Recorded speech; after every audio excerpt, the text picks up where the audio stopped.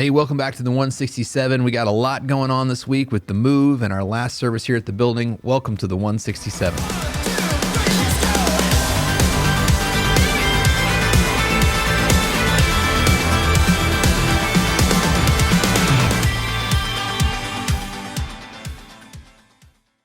Welcome back to the 167. Here with Pastor Rick George. Hey, that was really loud, man.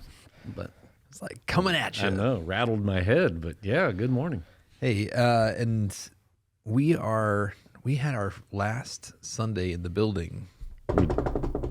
We did? This past Sunday. Who made that decision? The contractors. Yeah.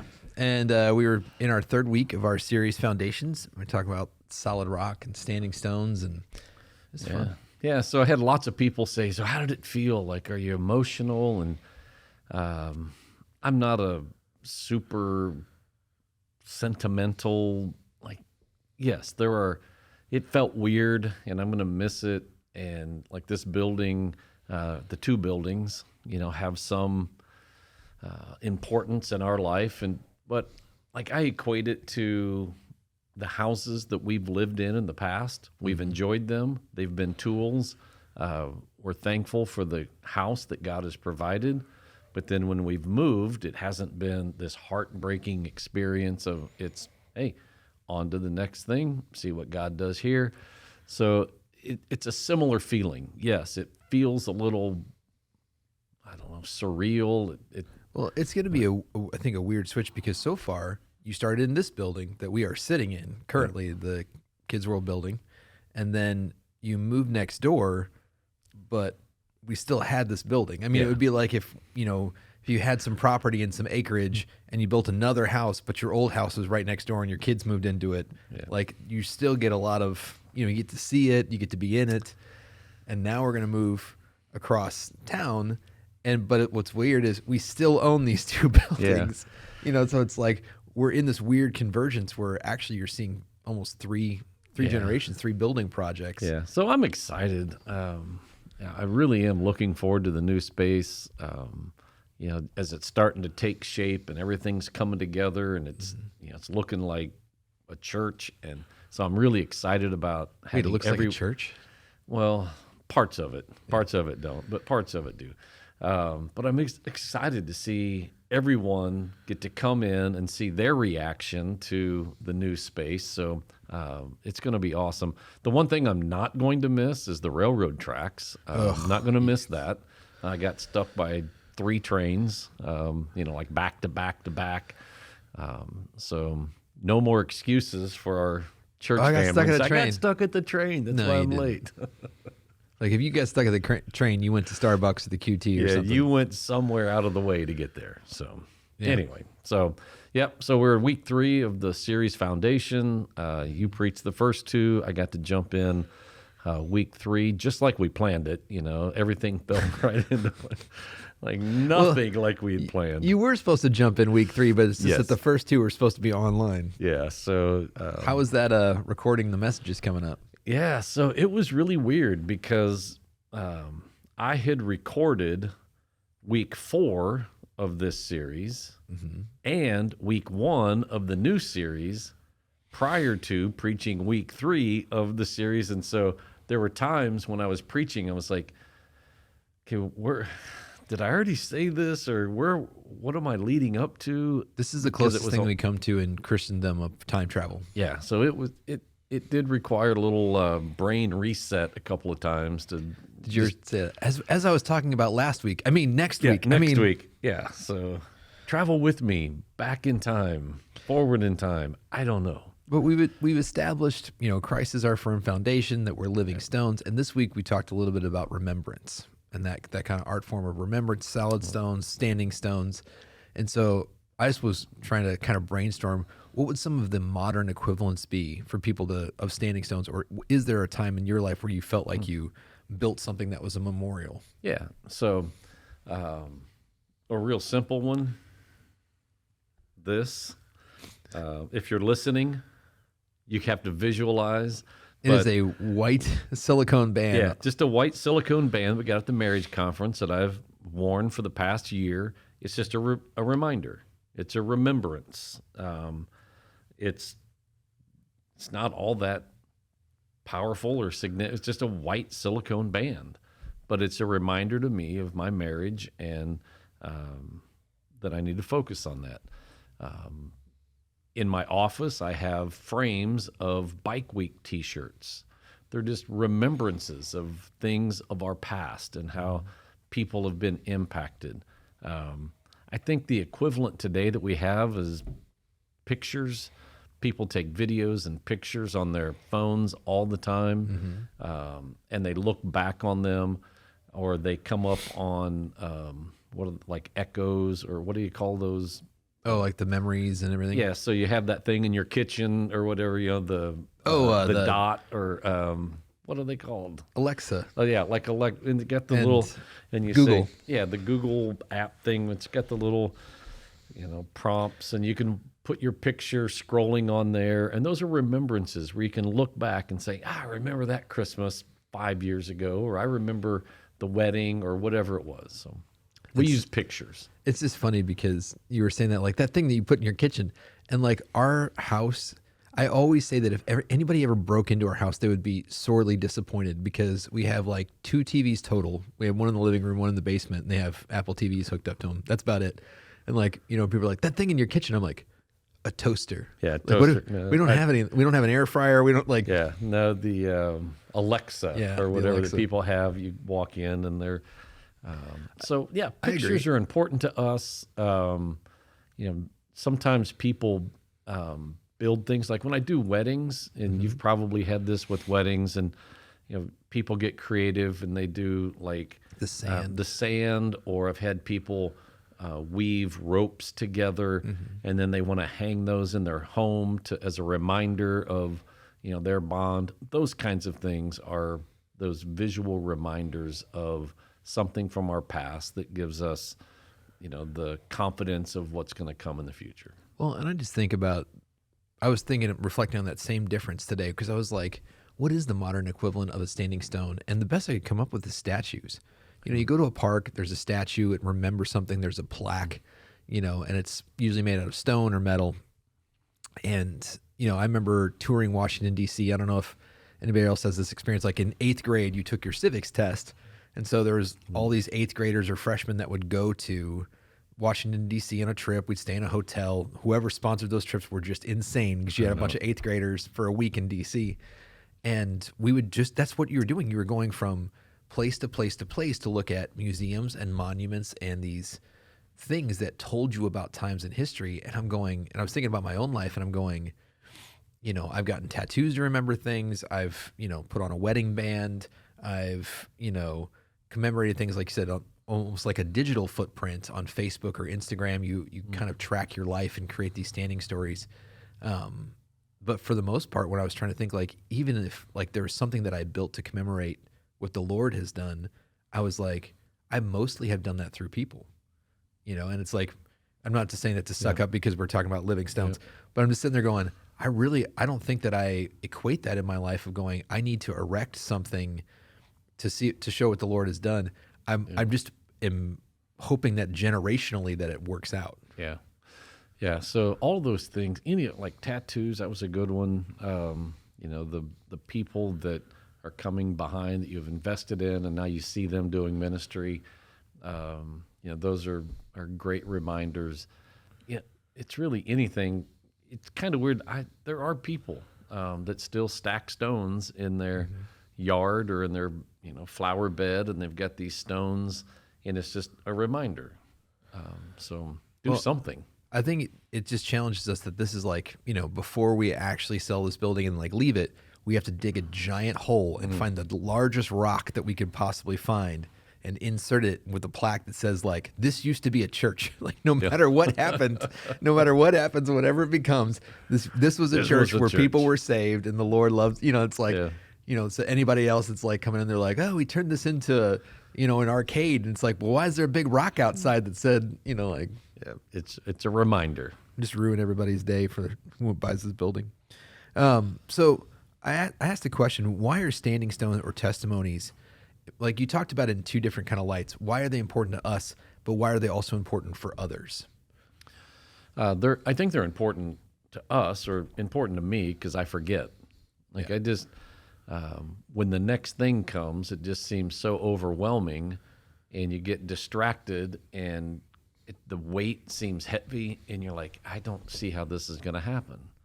Like it's just, this is futile.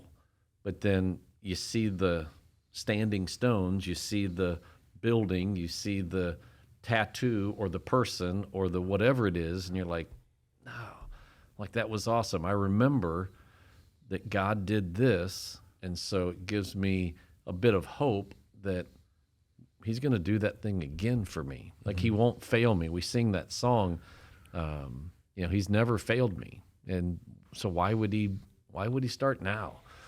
So for me, it's just seeing and being reminded of God's faithfulness in the past that gives me the hope, something to hold on to for the future. For other people, seeing it in our lives, I think it's just part of that, what I said, the testimony. When they see God working in our lives, it gives them hope. Mm-hmm. Well, I don't know if you've had a different experience than me, but in Bible college, they're always prepping you, and maybe even in high school, they're like, you have to be able, they're trying to train you in apologetics, as if someone is going to, all of your friends are going to sit down and have a logical, theological debate with you, and sit there and be like, well, if the beginning of the universe, and I'm like going, I have never, probably once or twice in my life, and I have had countless people come up to me and go, my friend's an atheist, he's a non-believer, would you go have coffee with him? And I'm like, of course, of course I will. And then when I sit down with them, what I focus on is basically who hurt you, because I'm like, it's way more, involved in that than it is what's happening. And it's like, and then you sit there and you go, let me tell you what happens in my life. And you tell your testimony, how God's been faithful. And that is, I would say 90% more effective than, sitting down with people and going, who made leaves? Why are there so many rabbits? It's just, you can have that debate all you want to spark interest, but having a personal encounter with Jesus Christ is usually way more effective, or telling that testimony. So a lot of times, while we have such a big focus in life groups on your 7-minute story, is yes, it helps, and that's, if you haven't been in a life group, 7-minute story is when life groups, everybody takes turns going around, and you get 7 minutes on the clock, and you just have 7 minutes to tell as much as you can about yourself. And so people tend to focus on different things, but you repeat that process over and over in life groups. And so you might go 2-3 times, and the goal is for you to narrow it down to 7, because when people get it the first time, they're like, I can't do 7 minutes. Yeah, but to get your story down to 7 minutes of what the Lord has done for you, and that, I think, is a way more effective tactic than, deep apologetics of your theological beliefs. What's funny about that is when you ask somebody to share their 7-minute story, they'll say, I can't talk 7 minutes on, I have nothing to say. And then 20 minutes later, they're like, okay, how do I wrap this up? And you're like, yeah. So 7 minutes goes by really fast, but it seems like an eternity when you ask somebody to do it. Well, you can peruse our stories page if you're watching us on YouTube, that there's just a section that's called 7-minute stories, and mostly they are 17-minute stories. Yeah, nobody can just whittle it down to 5 to 7 minutes, which should be the goal. But yeah, if you can get it there, like I said, that becomes, it's a mobile standing stone. If you're a living stone, it's your living standing stone of just sitting, saying, hey, this is what the Lord did for me. He's been faithful to me. He heals me. And but like you said, there's also, I think, something cathartic or therapeutic or faith building in me telling that story over and over and over, because it blesses me and ministers to me. Yeah, and one of the things that I tried to communicate, and I don't know if I did a good job on Sunday or not, but I tried to communicate that your testimony in its entirety, it's powerful. It's really important. But to focus on the testimony of your life in the last month, not the last decade, or what Jesus did for me once upon a time. Yeah, so that's an important part of the story, and you can reference that and say, here's where it began, and here's what God did for me then, but look what he's doing for me now. That maybe I shouldn't say but, because I was told, well, that negates everything that you said before. So here's what God did for me then, and here's what he's doing for me now. And focus on the here and now, that this is the current way God is working in my life and providing for me. And so the testimony is a growing thing. It's not what was, it's what is.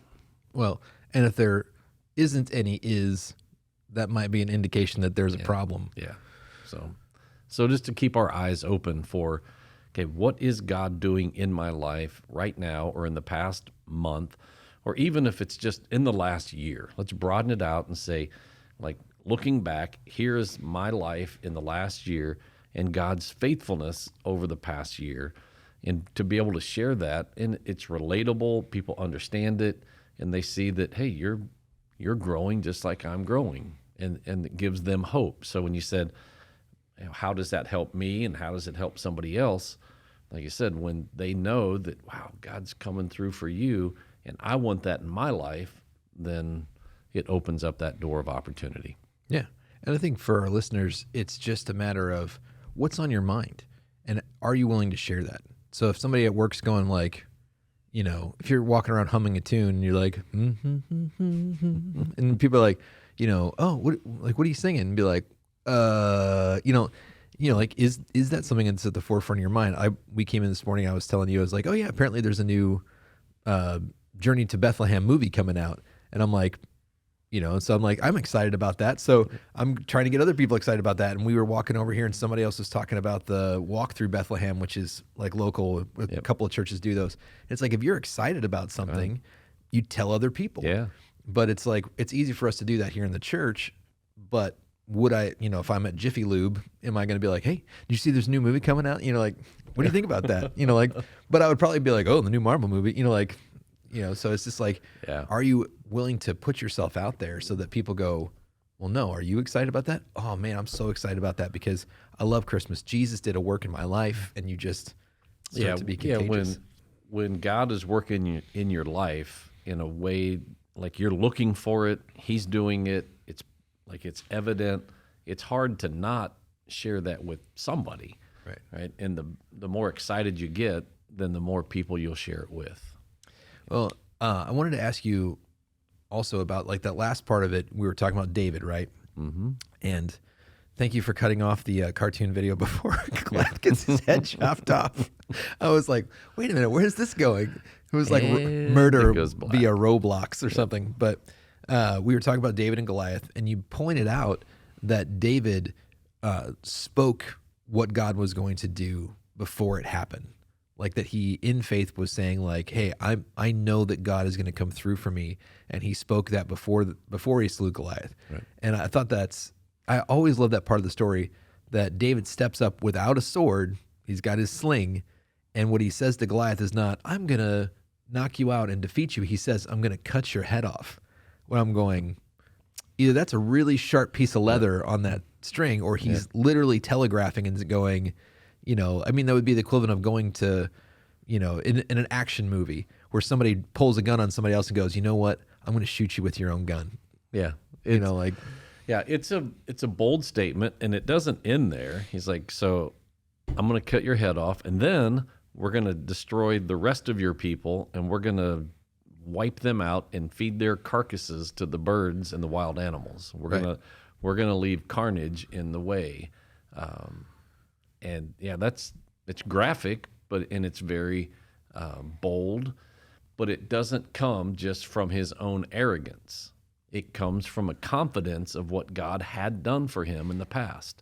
It came from an understanding of God and his character and his power and his provision. And David had full confidence, not just in his own ability.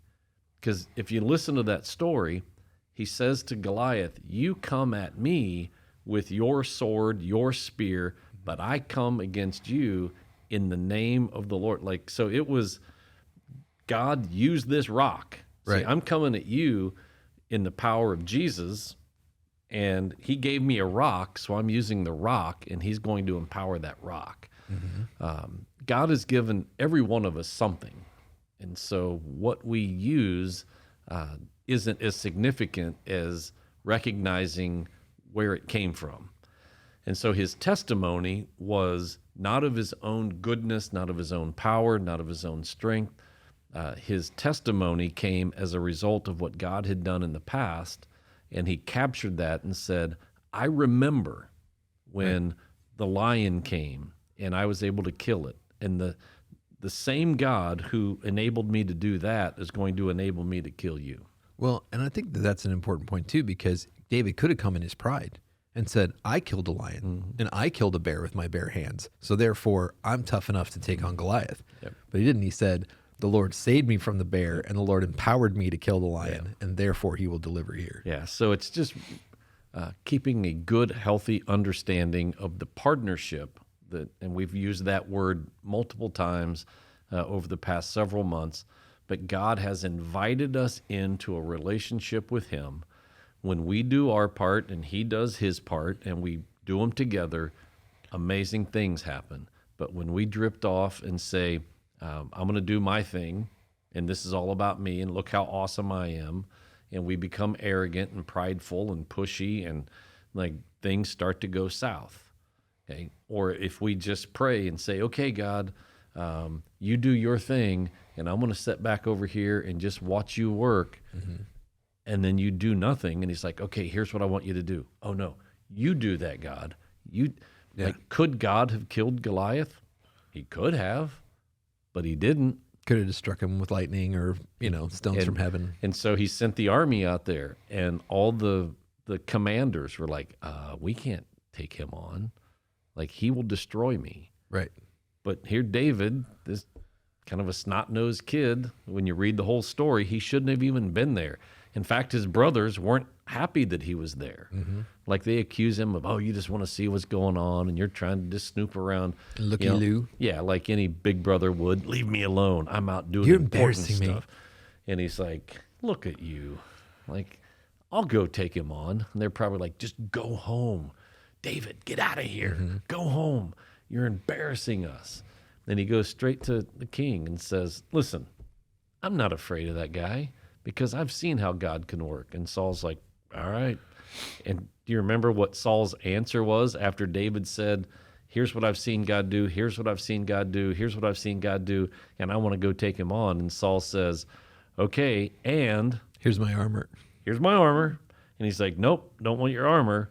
And then Saul says, well, may the Lord be with you. It's like, May the force be with you. yeah, so he's always. like, yeah, this is going to end really bad. God bless you. And God did, and God went with him and empowered him, and he was victorious. Well, and I think for us in modern day equivalents, there's a speaker, and I just sent this video actually to somebody recently, but he tells this story about, he says, like, nobody wants to listen to the person in the mailroom, right? Where he says, and he talks about how to, testify in the workplace of God's goodness. And so he talked about, he goes, I'm in a board meeting, right? And they've got a problem, and they're going, oh, we don't know what to do. And he goes, and I'm just in the corner. He goes, I'm not even listening to the report where the guy's going over all the sales things. He goes, I'm in the corner and I'm just praying. And I'm just sitting there going, Lord, what should we do? And he goes, and I'm not like sharing that with anybody else. And the Holy Spirit will reveal to me like what the answer is. And he goes, I don't stand up in the board meeting and go, the Holy Spirit spoke to me and he says we should do this. He goes, because those guys are going to be like, what a kook. He goes, I just raise my hand. I'm like, what if we do this?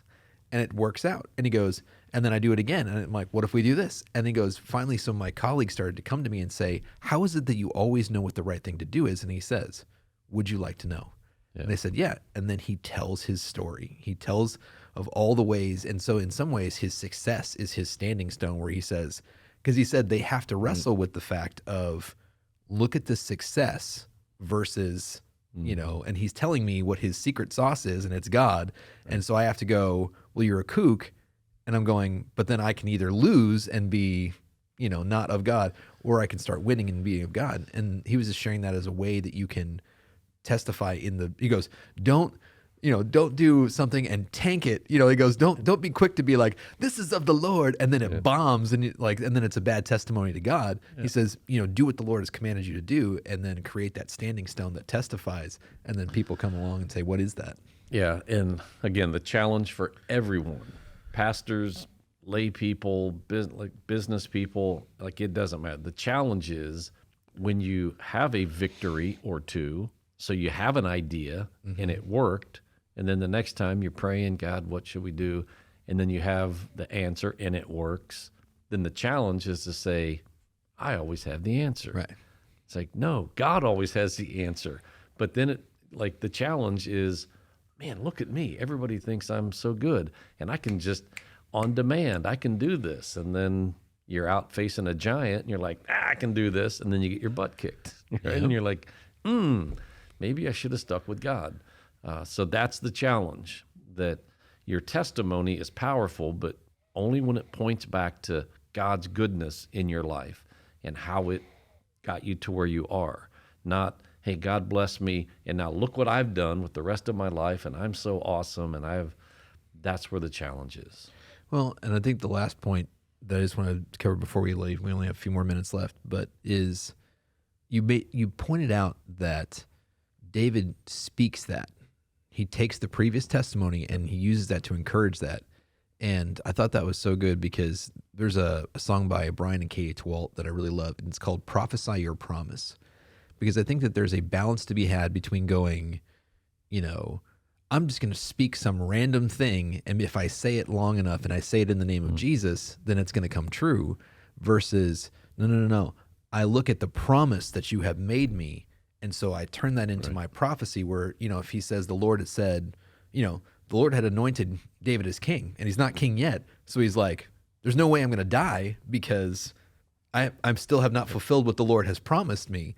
And so it's like he could have jumped off a cliff and be like, God's going to save me somehow because this is the thing that hasn't happened yet. And so he can go in to fight Goliath in confidence that the Lord has promised something. And so he uses that to essentially prophesy his victory by saying, I know the Lord has done this. The Lord has promised me this. Therefore, I know I'm going to win. Yeah.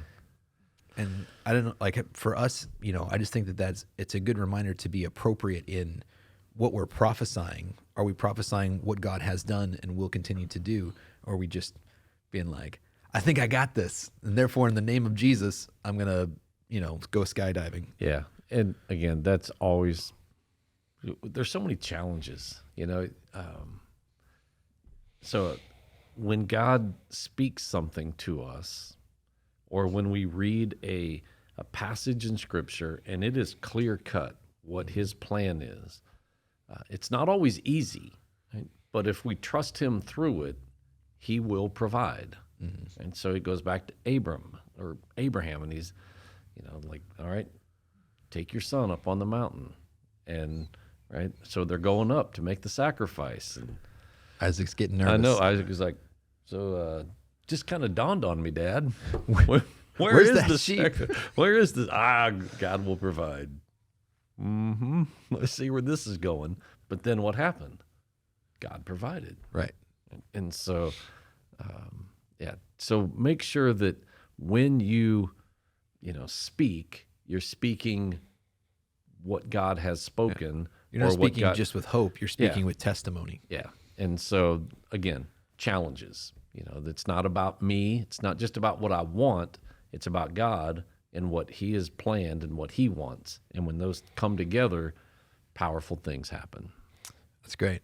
So, guys, as we're coming up, we're going to try and keep the podcast up and running as much as we can. There's probably going to be some weeks that we don't know. We're going to be filming in a closet or something in the new building.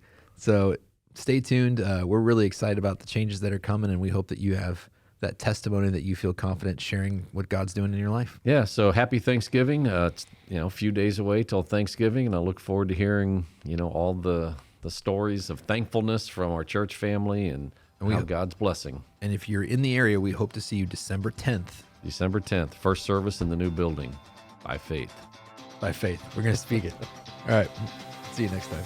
If you enjoyed this episode of the 167, make sure you like, subscribe, follow, get notified, leave a 5-star rating and a positive review. Tell all your friends to listen as well. Make sure you go over to newlifegardener.com and check out all that we have to offer as a church, and check out our messages online as well. Thanks for listening.